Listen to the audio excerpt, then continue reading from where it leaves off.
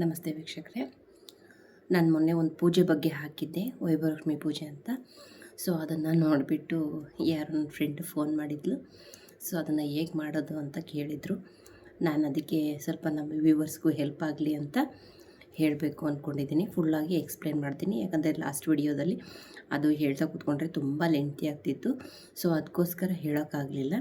ಇವಾಗ ಹೇಳ್ತಾ ಇದ್ದೀನಿ. ಇದನ್ನು 8 ಶುಕ್ರವಾರ ಮುತ್ತೈದರೆ ಮಾಡಬೇಕಾಗಿರೋ ಪೂಜೆ ಇದು. ಅಕಸ್ಮಾತ್ ಏನೋ 1 ಮಂತು 2 ಮಂತು ಏನಾದರೂ ಪ್ರಾಬ್ಲಮ್ ಆದರೆ ಲೇಡೀಸ್ದು, ಆವಾಗ ಅದನ್ನು ಮನೆಯಲ್ಲಿರೋ ಮಕ್ಕಳಿಂದ ಮಾಡಿಸ್ಬೋದು, ಏನು ತೊಂದರೆ ಇಲ್ಲ. ಬಟ್ 8 ವಾರಗಳ ಕಾಲ ಶುಕ್ರವಾರನೇ ಈ ಪೂಜೆ ಮಾಡಬೇಕು. ಈ ಪೂಜೆ ಮಾಡೋಕ್ಕೆ ಮೇನಾಗಿ ವೈಭವಲಕ್ಷ್ಮಿ ಪುಸ್ತಕ ಅಂತಲೇ ಸಿಗುತ್ತೆ. ಆ ಬುಕ್ಕು ಗ್ರಂಥಿಗೆ ಅಂಗಡೀಲಿ ಸಿಗುತ್ತೆ. ಸೊ ನಿಮ್ಮ ಅಲ್ಲಿ ನಿಮ್ಮೂರಲ್ಲಿರೋ ಗ್ರಂಥಿಗೆ ಅಂಗಡೀಲಿ ಹೋಗಿ ಕೇಳಿದರೆ ವೈಭವಲಕ್ಷ್ಮಿ ವ್ರತದ ಬುಕ್ ಕೊಡಿ ಅಂದರೆ ಅವ್ರು ಕೊಡ್ತಾರೆ. ಸೊ ತೊಗೊಂಡು ಬನ್ನಿ, ಬುಕ್ಕನ್ನು ಮನೆಗೆ ತೊಗೊಂಡು ಬನ್ನಿ. ಪ್ರತಿ ಶುಕ್ರವಾರ 8 ಶುಕ್ರವಾರನೂ ಈ ಪೂಜೆ ಮಾಡಬೇಕು. ಪೂಜೆ ಮಾಡೋಕ್ಕಿಂತ ಮುಂಚೆ ನಾನು 8 ಶುಕ್ರವಾರ ಕಂಪ್ಲೀಟ್ ಮಾಡ್ತೀನಿ ಅಂತ ಮೊದಲನೇ ಸಂಕಲ್ಪ ಮಾಡ್ಕೋಬೇಕು. ಅದಾದ ಮೇಲೆ ಪೂಜೆ ಮಾಡೋ ದಿನ, ಆವತ್ತಿನ ದಿನ ಮೊದಲನೇ ಶುಕ್ರವಾರ ನನಗೆ ಇಂಥದ್ದು ಬೇಕು, ದುಡ್ಡು ಬೇಕು, ನನಗೆ ನನ್ನ ಕೆಲಸ ಆಗಬೇಕು. ಈಗ ಪ್ರತಿಯೊಂದು ಈ ಕೆಲಸದಲ್ಲಿ ಒಂದೊಂದು ಸತಿ ಒಬ್ಬೊಬ್ಬರು ಈ ಕೋರ್ಟು ಕಚೇರಿ ಎಲ್ಲ ಅಲಿತಿರ್ತಾರೆ. ಸೊ ಆ ಕೆಲಸ ನಮ್ಮ ಕಡೆಗೆ ಆಗಬೇಕು. ಮತ್ತೊಂದು ಇವಾಗ ಯಾರ ಹತ್ರನೋ ದುಡ್ಡು ಕೊಟ್ಟು ಸಿಗಾಕೊಂಡಿರ್ತಾರೆ, ನಮ್ಮ ದುಡ್ಡು ನಮಗೆ ಬರಬೇಕು. ಈ ಥರ ಏನೇನೋ ಅವ್ರದ್ದೇ ಒಬ್ಬೊಬ್ರದ್ದು ಆರೋಗ್ಯ ಸಮಸ್ಯೆ ಇರುತ್ತೆ. ಅವ್ರದ್ದಾದ ಸಮಸ್ಯೆಗೆ ಪರಿಹಾರನ ಈ ಒಂದು ಪೂಜೆ ಮೂಲಕ ಕಂಡುಹಿಡ್ಕೋಬೋದು. ನಾನು ಯಾಕೆ ಈ ಪೂಜೆನೇ ನಾನು ಮಾಡಿ ಅಂತ ನಾನು ಯಾಕೆ ಹೇಳ್ತಾ ಇದ್ದೀನಿ ಅಂತಂದರೆ, ನಾನು ಇದನ್ನು ಮಾಡಿಬಿಟ್ಟು ಅದ್ರ ಬಗ್ಗೆ ನನಗೆ ಅನುಭವ ಇದೆ. ಮಾಡಿ ಅದರಿಂದ ನನಗೆ ಒಳ್ಳೆಯದಾಗಿದ್ದು ಇರೋದ್ರಿಂದ ಆ ಅನುಭವನ ನಿಮ್ಮ ಜೊತೆ ಹಂಚ್ಕೊತಾ ಇದ್ದೀನಿ. 8 ಶುಕ್ರವಾರ ಈ ವೈಭವಲಕ್ಷ್ಮಿ ವ್ರತನ ಮಾಡಬೇಕು. ನಾನು ಹೇಳಿದಾಗೆ ಮಾಡಬೇಕು ಅಂತ ಸಂಕಲ್ಪನೂ ಮಾಡಬೇಕು. ಏನು ಬೇಕು ಅನ್ನೋ ಸಂಕಲ್ಪನೂ ಪೂಜೆ ದಿನ ನಾವು ಮಾಡಲೇಬೇಕು. ಅದಾದಮೇಲೆ ಮೊದಲನೇ ಶುಕ್ರವಾರ ಈಗ ಮಾಮೂಲಿ ಮಹಿಳೆಯರು ಆಲ್ಮೋಸ್ಟ್ ಆಲ್ ಕೆಲಸಕ್ಕೆ ಹೋಗ್ತಾರೆ. ಸೊ ಅವರಿಗೆ ಪಾಪ ಬೆಳಗ್ಗೆ ಪೂಜೆ ಮಾಡೋಕ್ಕೆಲ್ಲ ಆಗಲ್ಲ. ಫಸ್ಟ್ ಆಫ್ ಆಲ್ ಇದನ್ನು ಸಾಯಂಕಾಲ ಪೂಜೆ ಮಾಡಿದರೆ ತುಂಬ ಒಳ್ಳೆಯದು, ತುಂಬ ಒಳ್ಳೆಯ ಫಲ ಸಿಗುತ್ತೆ. ಅದಕ್ಕೇನು ನೀವು ಬೆಳಗ್ಗೆನೇ ಮಾಡಬೇಕು, ಬ್ರಾಹ್ಮಿ ಮುಹೂರ್ತದಲ್ಲೇ ಎದ್ದೇಳಬೇಕು, ಬೆಳಗ್ಗೆ ಬೇಗನೆ ಮಾಡಬೇಕು, ಆ ಥರದ್ದೆಲ್ಲ ಟೆನ್ಷನ್ ಎಲ್ಲ ಏನೂ ತಗೋಕ್ಕೆ ಹೋಗಬೇಡಿ. ನೀವು ಆರಾಮಾಗಿ ಕೆಲಸ ಮುಗಿಸ್ಕೊಂಡು ಬಂದು ಸಾಯಂಕಾಲ ಕೂಡ ಈ ಪೂಜೆನ ಮಾಡ್ಬೋದು. ಶುಕ್ರವಾರ ಸಾಯಂಕಾಲ ಮೊದಲನೇ ದಿನ ಒಂದು ಚೆಂಬು ಬೇಕು. ಚೆಂಬು ಅಂದರೆ ಯಾವ ಥರದ್ದು? ತಾಮ್ರದ್ದು, ಹಿತ್ತಾಳೆದು, ಅಥವಾ ಮಾಮೂಲಿ ಯಾರ ಹತ್ರ ಇಲ್ಲ ಅಂದರೆ ಮಾಮೂಲಿ ಸ್ಟೀಲ್ ಚೆಂಬಾದರೂ ಇದ್ದೇ ಇರುತ್ತೆ. ಕಡು ಬಡವ್ರು ಯಾರೂ ಇಲ್ಲ ಅಂತ ಅಂದ್ಕೊತೀನಿ ನಾನು.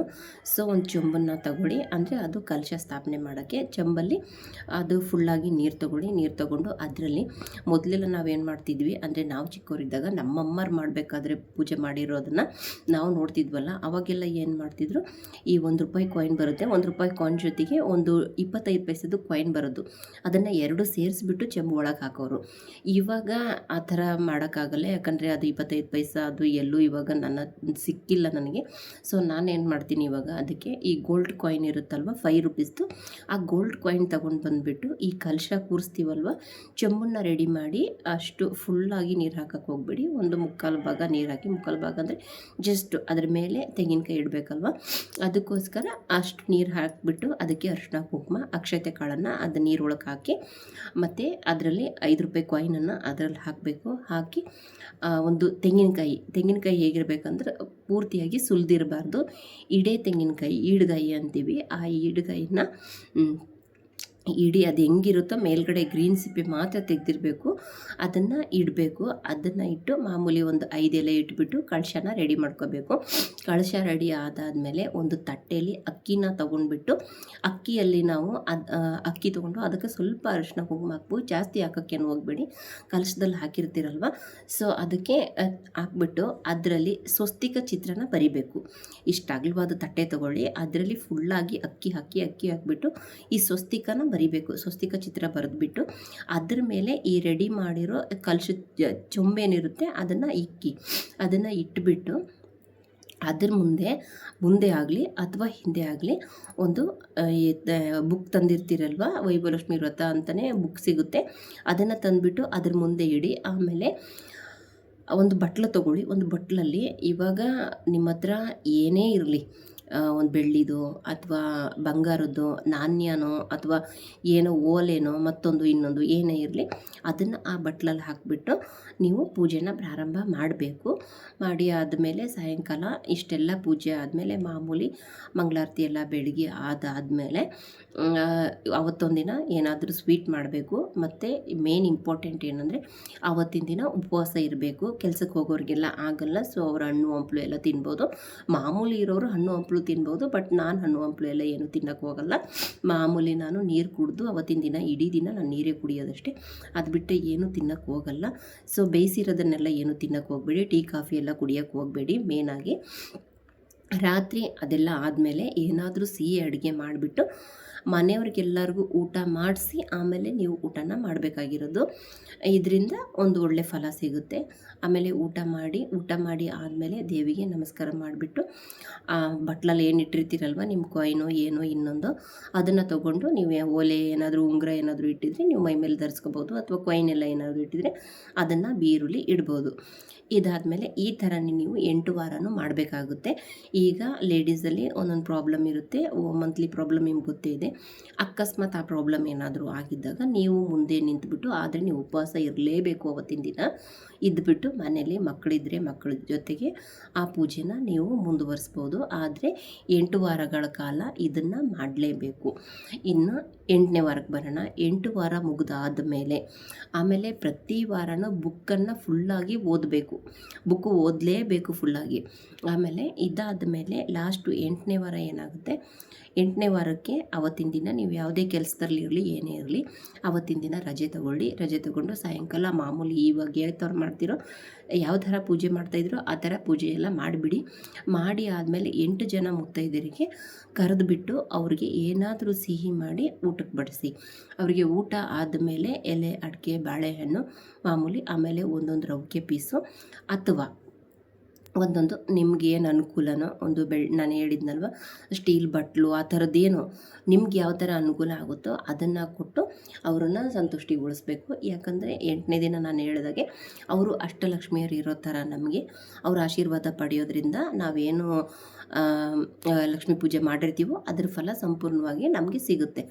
ಸೊ ಅದಕ್ಕೋಸ್ಕರ ಆಮೇಲೆ ಇನ್ನೊಂದೇನು ಇಂಪಾರ್ಟೆಂಟ್ ಅಂದರೆ ಅವರನ್ನು ನಾವು ಹೋಗಬೇಕಾದ್ರೆ ಅವ್ರಿಗೆ ಎಲ್ಲಡಿಕೆ ಕೊಟ್ಟು ನಾವು ಅವ್ರ ಕಾಲಿಗೆ ನಮಸ್ಕಾರ ಮಾಡಬೇಕು. ಅವ್ರು ನಮ್ಮ ಚಿಕ್ಕವರಿರಲಿ ದೊಡ್ಡವರಿರಲಿ ಅದೆಲ್ಲ ಮ್ಯಾಟ್ರ್ ಆಗಲ್ಲ, ಬಟ್ ನಾವು ಅವರ ಕಾಲಿಗೆ ಬಿದ್ದು ನಾವು ಆಶೀರ್ವಾದ ತಗೊಳ್ಳೇಬೇಕು.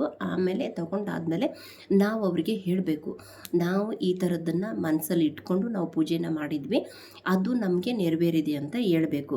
ಯಾಕಂದರೆ ನಾನು ಹೇಳ್ದಾಗೆ ಅದು 100% ನೀವೇನು ಅಂದ್ಕೊಂಡಿರ್ತೀರೋ ಅದು 8 ವಾರದ ಒಳಗೆ ಆಗೇ ಆಗುತ್ತೆ. ಅದರಲ್ಲಿ 2 ಇಲ್ಲವೇ ಇಲ್ಲ, ಅದು 2ನೇ ವಿಚಾರಣೆ ಇಲ್ಲ, 100% ಅದಾಗುತ್ತೆ.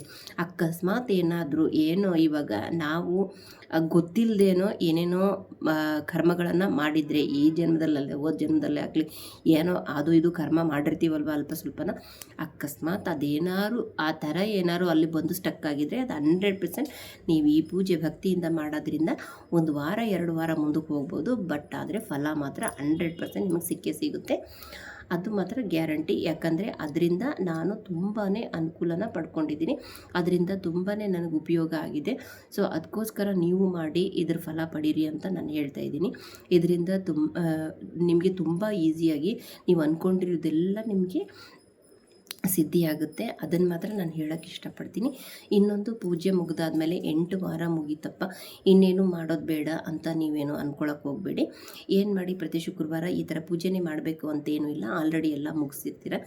ಪ್ರತಿ ಶುಕ್ರವಾರ ಏನು ಮಾಡಿ ಅಂದರೆ ಲಕ್ಷ್ಮೀ ಅನುಗ್ರಹ ಹಾಗೆ ಸದಾಕಾಲ ನಿಮ್ಮ ಮೇಲೆ ಇರಬೇಕು ಅಂತಂದರೆ ಅವಾಗ ಏನು ಮಾಡಿ, ಇವಾಗ ದುಡ್ಡು ಬೇಕು ಅಂದರೆ ಫಸ್ಟು ದುಡ್ಡಿನ ಅಧಿದೇವತೆ ಅದ ನಾವು ಲಕ್ಷ್ಮಿಯನ್ನು ಆಲ್ರೆಡಿ ನಾವು ಆವಾಹನೆ ಮಾಡ್ಕೊಂಡ್ಬಿಟ್ಟಿದ್ದೀವಿ. ಇವಾಗ 8 ವಾರ ಪೂಜೆ ಮಾಡಿ ಇವಾಗ ಆ ತಾಯಿನ ನಾವು ಹೊರಗಡೆ ಕಳ್ಸೋದು ಬೇಡ ಅಲ್ವಾ.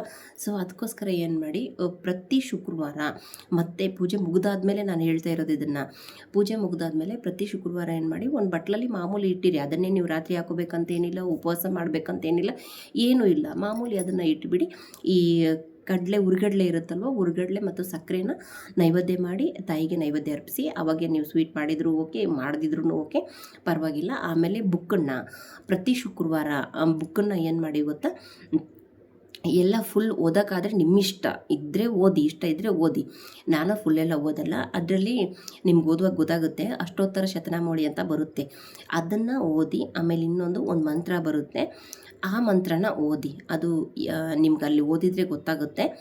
ಸೊ ಆ ಮಂತ್ರ: ಯಾ ರಕ್ತಂಬುಜ ವಾಸಿನಿ ವಿಲಾಸಿನಿ ಚಂಡಂಶು ತೇಜಸ್ವಿನಿ ಆ ರಕ್ತ ರುಧಿರಾಂಬರ ಹರಿಸಖಿ ಯಾ ಶ್ರೀ ಮನೋಲ್ಲಾದಿನಿ ಯಾ ರತ್ನಾಕರ ಮಂಥನಾತ್ ಪ್ರಕಟಿತ ವಿಷ್ಣುಚ್ಛಾಯ ಗೇಹಿನಿ ಸಾಮಂಪಾತು ಮನೋರಮ ಭಗವತಿ ಲಕ್ಷ್ಮೀಚ ಪದ್ಮಾಲಯ. ಅಂದರೆ ಕೆಂದಾವರೆಯಲ್ಲಿ ಹಸನ್ಮಕ್ಕಳಾಗಿ ಕುಳಿತು ಕೋಟಿ ಸೂರ್ಯಗಳ ಪ್ರಕಾಶವುಳ್ಳವಳಾಗಿ ಕೆಂಪು ವಸ್ತ್ರವನ್ನುಟ್ಟು ಶ್ರೀ ಹರಿಯ ಹೃದಯವಲ್ಲಭೆ ಎನಿಸಿ ಸಮುದ್ರ ಮಥನದಲ್ಲಿ ಅವತರಿಸಿ ಭಗವಾನ್ ಮಹಾವಿಷ್ಣುವಿನ ಪತ್ನಿಯಾದ ಭಗವತಿ ಲಕ್ಷ್ಮೀದೇವಿಯು ನಮ್ಮನ್ನು ಸದಾ ರಕ್ಷಿಸಲಿ ಅಂತ ಈ ಮಂತ್ರನ ಇದನ್ನು ನೀವು ಪ್ಯಾರಾಗ್ರಾಫನ್ನು ಓದಿಬಿಟ್ಟು ಅಷ್ಟೋತ್ತರ ಶತನಾಮಾವಳಿಯನ್ನು ಓದಿದರೆ ಲಕ್ಷ್ಮೀದೇವಿ ಕೃಪೆ ಸದಾಕಾಲ ನಮ್ಮ ಮೇಲೆ ಇರುತ್ತೆ ಅಂತ ಹೇಳಕ್ಕೆ ಇಷ್ಟಪಡ್ತೀನಿ. ವೀಕ್ಷಕರೇ, ಇಷ್ಟ ಆದರೆ ಲೈಕ್ ಮಾಡಿ. ಆದರೆ ನೀವು ಪೂಜೆಯನ್ನು ಮಾಡಿ 100% ಇದರ ಫಲ ಸಿಗುತ್ತೆ. Thank you.